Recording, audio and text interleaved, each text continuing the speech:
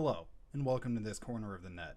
If you're wondering what brought you here, maybe the YouTube algorithm decided to screw you over again. Maybe it decided to bless you. Who knows?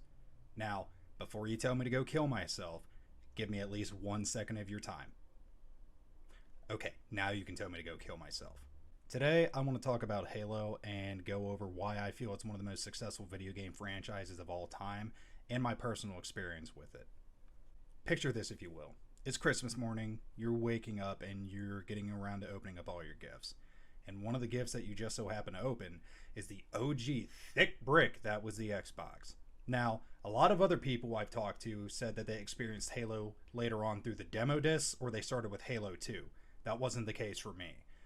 A lot of the times, the original Xbox came with Halo. The running joke was that it was the Halo box because that's the only game that you really got the console for. So you can imagine my childish wonder when I first slapped that shit into the disk drive and I booted it up and I was greeted with this.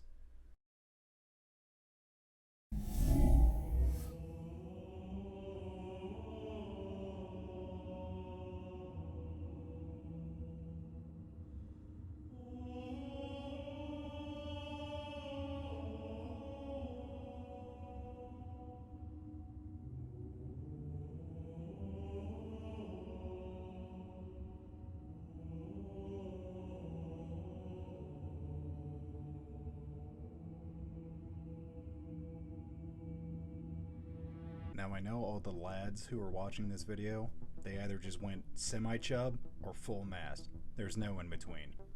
Myself included. But to get back on track, the reason I want to talk about the campaign instead of the multiplayer for now is because no matter how many times you go back and play through it, it's almost unpredictable in its volatility. While the level designs are always going to be the same and the enemy placements are generally going to be the same, no matter how many times you go back and play through the game, it's a completely different experience every time. For example, when you play through the game compared to normal and legendary, when you play through it on legendary, the flood attacks actually last longer than they would on normal or heroic. Sometimes something as simple as throwing a grenade into a crowd of enemies can start a chain reaction that you did not expect. There could have been a plasma grenade on the ground that you did not see, and next thing you know, on top of the enemies blowing up, you're blowing up with them as well. And then there were all the different enemy types you had to take into account. I remember the first time I encountered the Flood, I almost didn't know what to do with myself because of how aggressively they would pursue you compared to how the Covenant hadn't been up until that point. The Covenant had been very calm and selective at how they would choose to engage you at points, especially the elites. With the elites in mind, that if you took them out, the grunts and the jackals would panic and they wouldn't know what to do with themselves, unlike the Flood to where they didn't care and they would just keep pursuing you no matter what.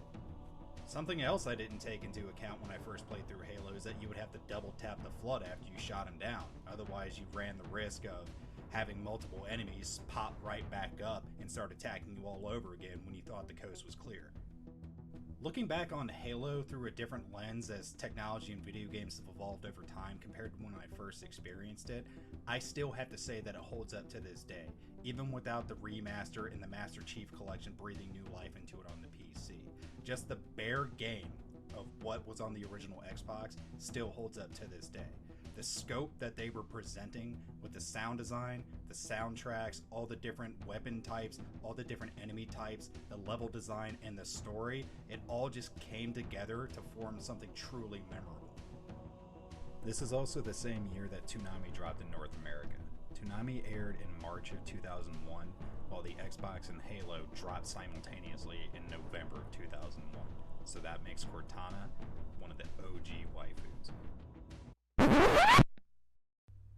Now that I've nerded out a bit, speaking of memorable experiences, I want to go over some of my favorite experiences and more memorable moments of the Halo campaign when I first played through it. One of my first experiences with the game was being told to run into a room, and I figured nothing of it. Next thing you know, I blew up. Turns out, I had a sticky nade thrown on me and was used as a bomber to clear out a room full of enemies. Just the concept of being able to use that as a tactic blew my mind. No pun intended. Or another moment was when you first got the Warthog, when you're on Halo, and you drive down that hill into the tunnel system for the first time and seeing the scale of it. That was a golden experience. This was well before the time I understood how video games worked and that they would only load sections in at a time. I just always assumed the level was already preloaded and you just went through it. Or playing through the library for the first time where the Flood is the only enemy type on that level. Especially on Legendary, the relentless waves of the Flood trying to clap your cheeks, it's brutal. The only thing more brutal than the library on Legendary is a lasso run. Another favorite experience of mine that some people may or may not remember is that on the original Xbox console, you could go up to some of the bodies and melee them so much that the blood would pool up around them in such quantities that the frame rate would tank.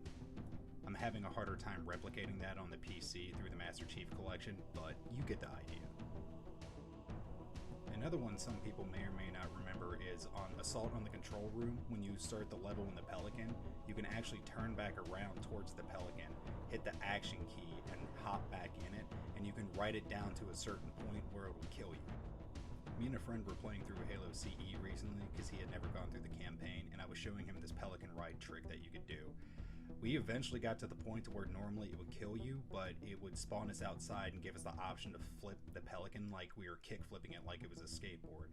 Then at some later point we got it to where it spawned us right near the bottom of the level where we should not have been, so we were clearly out of bounds. Unfortunately, I was not recording on OBS at the time, so I didn't capture any of that footage. I just have really shitty cell phone footage of it.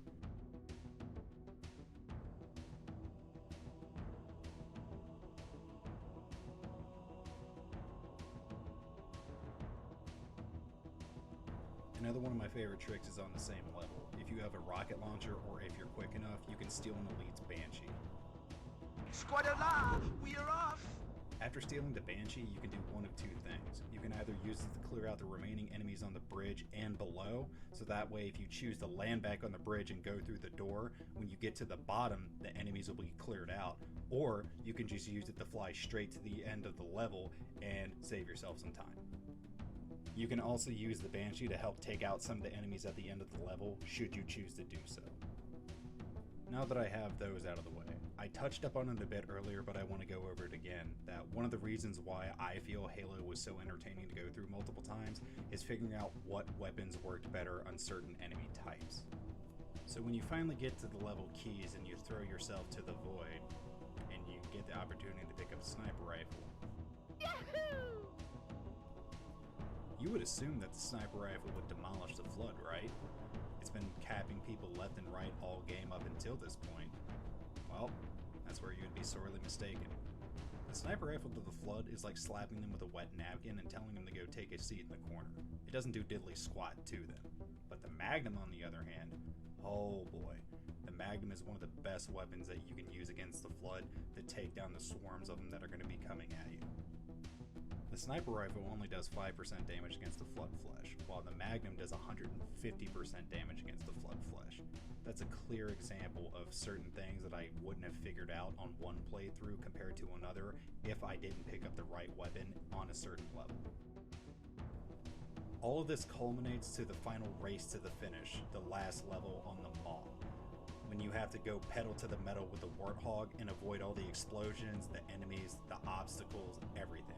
You run the risk of getting blown up, of flipping your Warthog and dying that way, or just missing the deadline because you're hitting obstacles or flipping your Warthog multiple times.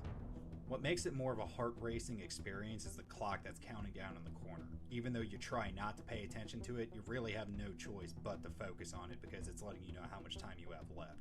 If you make an error in any way whatsoever, such as flipping your Warthog, it just makes that clock counting down even more daunting of a task that's looming over your shoulder. And not to mention, you get to see the death of Foehammer, which is kind of a pull on the heartstrings, because the entire game she's been giving you rides, dropping you munitions and reinforcements, and so you've kind of built up an emotional relationship with this character that you've never really interacted with directly, and then this happens at the end. After that happens, you can wipe your tears with the wind in your face and go take that last monumental jump that you need right before the finish, which we totally got on the first try, by the way. We didn't die at all. One last corridor of fire is what stands between you and your ticket to safety, the goal that you've been working so hard for this entire journey, and that way you can finally get your armored buns to safety and finally get a chance to relax and take a break from the long, hard-fought battle. This is it. The home stretch. The clock is counting down and you ditch your warthog. You only have a few more enemies that you have to make your way through before you finally get into the ship.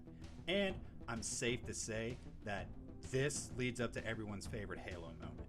No, I'm not talking about when Master Chief teases us by taking it off. I'm talking about this. Who could forget this classic right here?